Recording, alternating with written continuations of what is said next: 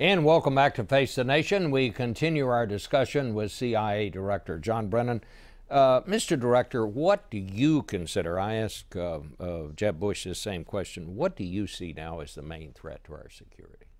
Well, terrorism continues to be, I think, at the forefront of our concerns. When we look what's happening throughout the Middle East with ISIS, the destruction that is occurring in that part of the world, and the destabilization that is occurring is affecting our national interests abroad. But also they have great potential to bring that threat here to the homeland.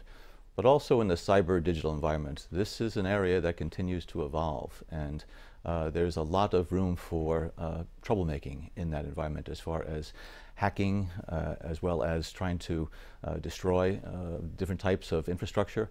So I think this is something that as we look out over the next 5 or 10 years, we're going to have to make sure that we're aware of the threats that exist within that digital cyber environment that puts our national security at risk. Is ISIS actively planning an attack on the U.S. homeland? ISIS has been very sophisticated and adept at using the internet to propagate its message and reach out to individuals. We see what's happening as far as thousands upon thousands of individuals, including many thousands from the West that have traveled into Syria and Iraq. And a number of these individuals are traveling back. And what we see, they're also using the internet as a way to incite and encourage individuals to carry out acts of violence. So as the director of FBI has said, this use of these websites and their internet capabilities is something of great concern. So yes, I think ISIS is a threat not just in the Middle East and South Asia and African regions, but also to Europe as well as the United States. Director, does the political breach we have with Israel, has that degraded or in any way made hurt our intelligence gathering capabilities? Absolutely not. There is very, very strong relationship between the United States and Israel on the intelligence, security, military fronts.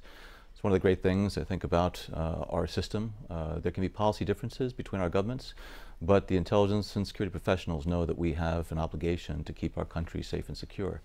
And so, although there's been great debate about the Iranian nuclear negotiations that are ongoing, CIA, NSA, and other intelligence community entities are working very closely with their Israeli as well as other counterparts.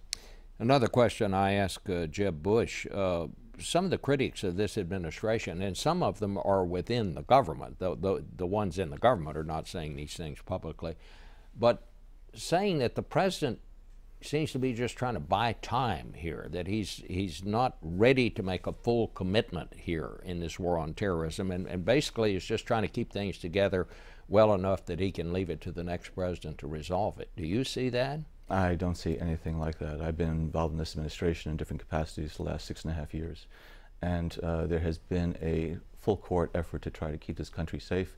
Dealing with some of these problems in the Middle East, whether you're talking about Iraq, Iran, Syria, Yemen, Libya, others, these are some of the most complex and complicated issues that I've seen in my 35 years working on national security issues.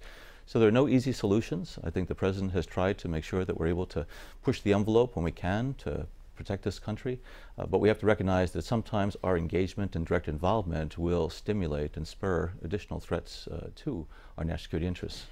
But whatever else you want to say about Iraq, every single gain that ISIS has made seems to have come as a surprise to the United States government. Is that a fair statement? No, I think I went back over the intelligence over the last week, taking a look at what we knew, and when we knew it about ISIS and its movements inside of Iraq and Syria, we saw it growing in strength. There are a lot of factors that come to play in terms of what gains they're able to make on the ground. And as has been discussed, sometimes there are different Iraqi units that either don't have the leadership, the logistic support that they need in order to counter ISIS, and therefore it's looked at as a lack of a will to fight. But I must say that there has been a fair amount of intelligence about the growing capabilities of ISIS, as well as the challenges that beset the Iraqi government, the sectarian tensions that continue to fuel a lot of these problems.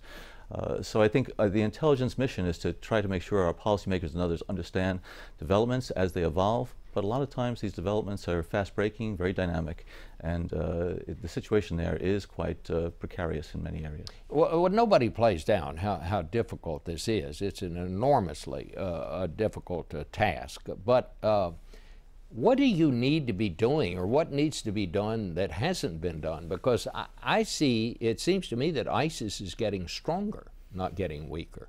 Well, I think if you look at both Iraq and Syria, we need to make sure that we're able to maintain military pressure on the battlefield against ISIS, against Nusra, the other terrorist extremist elements there.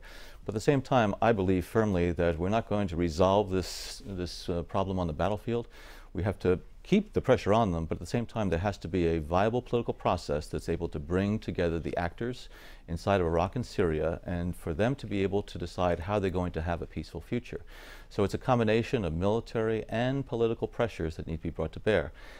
This is going to be a long fight. I don't see this being resolved anytime soon. We need to turn back ISIS. We will turn back ISIS. I have no doubt about it. But I think there's going to be, unfortunately, a lot of bloodshed between now and then.